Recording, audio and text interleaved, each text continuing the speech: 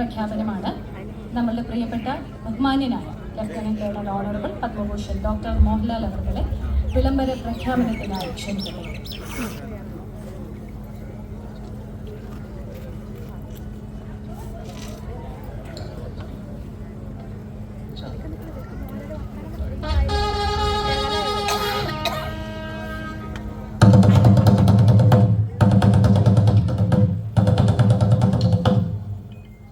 വിളംബര പത്രിക ശ്രീ പത്മനാഭസ്വാമി ക്ഷേത്രം.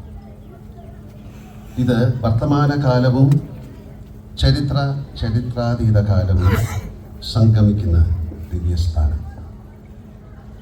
ആധുനിക തിരുവിതാംകൂറിൻ്റെ സൃഷ്ടാവായ അനിഴം തിരുനാൾ മാർത്താണ്ഡവർമ്മ മഹാരാജാവ് രാജ്യം മുഴുവൻ ശ്രീ പത്മനാഭസ്വാമിക്ക് തൃപ്പടി ദാനം ചെയ്യുന്നതിന് തൊട്ടുമുമ്പ് കൊല്ലവർഷം 925 മകരം 1 ആദ്യത്തെ ലക്ഷദ്വീപം നിർവഹിച്ചു.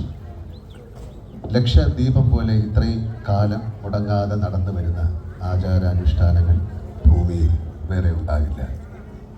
6 വർഷത്തിലൊരിക്കൽ നടക്കുന്ന ഈ മഹാമഹം സമാഗതമായിരിക്കുന്നു.